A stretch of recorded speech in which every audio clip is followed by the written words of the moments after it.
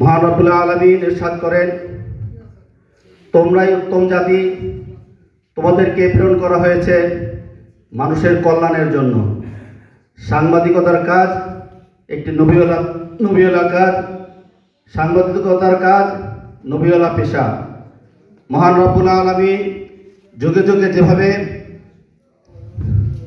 1,00,000 বা 2,24,000 পয়গম্বর দুনিয়াতে প্রেরণ করেছেন, কিয়ামত পর্যন্ত আমাদের মহানবী সাল্লাল্লাহু আলাইহি ওয়াসাল্লাম ছাড়া আর কোনো নবী পৃথিবীতে আগমন করবেন না।